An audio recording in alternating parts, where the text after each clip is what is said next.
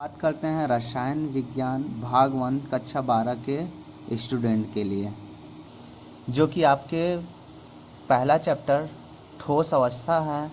तो आज हम जानेंगे ठोस अवस्था क्या है और इसको समझेंगे।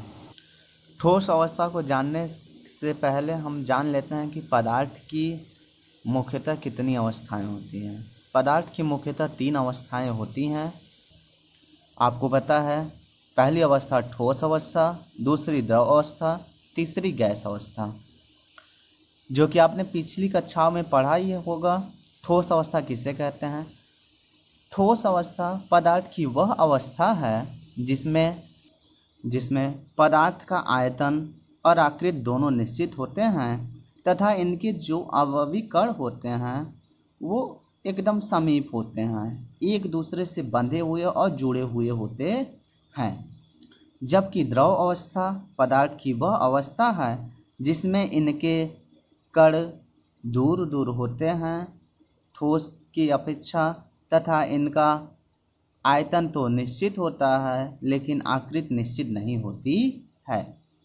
जबकि गैस पदार्थ की वह अवस्था है जिसमें इसका न तो आयतन निश्चित होता है न ही आकृति निश्चित होती है, और इसे जिस पात्र में रखा जाता है वो पूरे पात्र को कवर कर लेता है।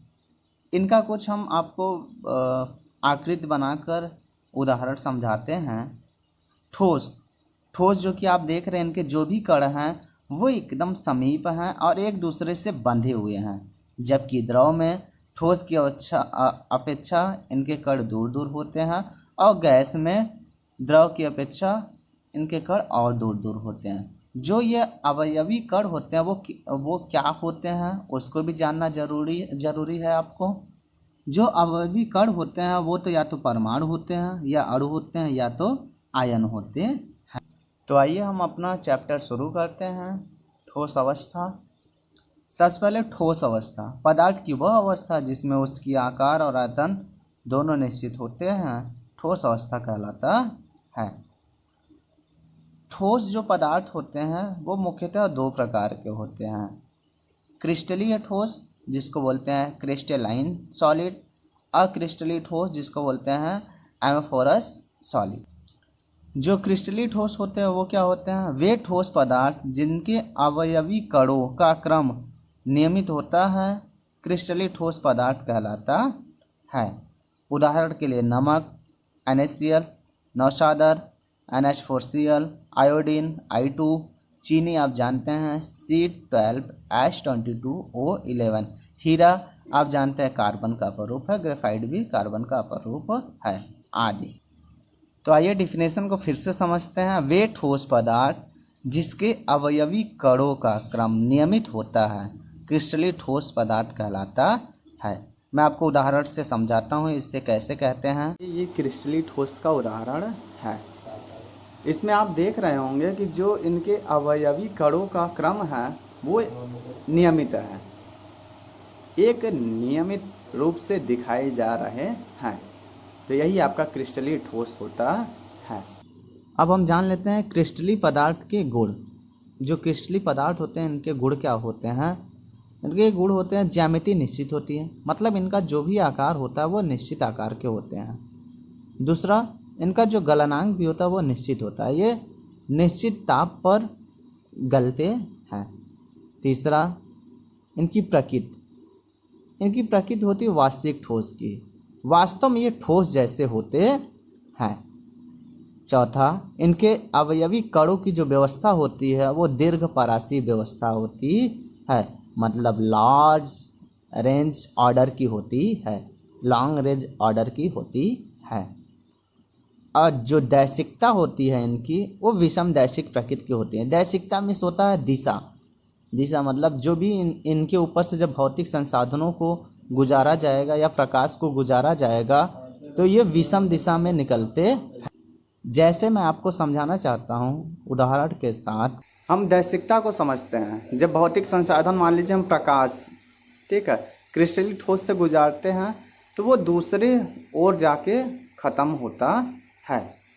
जबकि यही प्रकाश की किरण की दिशा को हम बदल देते हैं तो ये फिर से वापस इसकी दिशा बदल जाती है।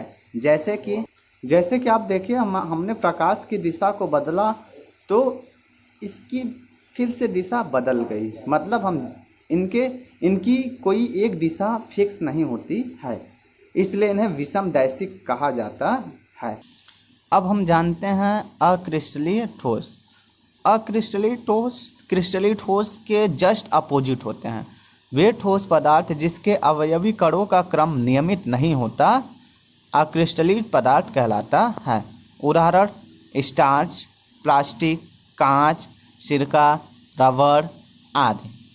मैं इसका भी डायग्राम बनाकर आपको समझाता हूँ कि ये कैसे होता है।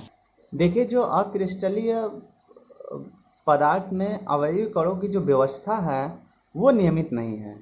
कभी वो साथ में, कभी देखिए कण ऊपर नीचे, बीच में कुछ डिस्टेंस, इस प्रकार से होते हैं। अक्रिस्टलीय पदार्थों के गुण, आइए हम जानते हैं अक्रिस्टलीय पदार्थों के क्या क्या गुण होते हैं। नंबर पहला, ज्यामिति निश्चित नहीं होती। जो इनकी आकार होती है, आकृति होती है, वो निश्चित नहीं होती है। दूसरा, गलनांक निश्चित नहीं होता है। इनका जो गलनांक होता है वो भी निश्चित नहीं होता है। प्रकृति इनकी कैसी होती है? ये आभासी ठोस अथवा अतिशीतित द्रव होते हैं। मतलब ये क्षणभंगुर ठोस होते हैं या ये द्रव के रूप में भी होते हैं। चौथा है, अवयवी कणों की जो व्यवस्था होती है वो लघु परासी व्यवस्था होती है। इनकी जो व्यवस्था होती है वो लघु व्यवस्था होती है। इनकी जो दैशिकता होती है वो समदैशिक प्रकृति के होते हैं। मतलब ये समान दिशा में निकलते हैं। यदि एक जगह से इनमें प्रकाश के स्रोत को डाला जाता है तो ये एक ही स्थान से निकलते हैं।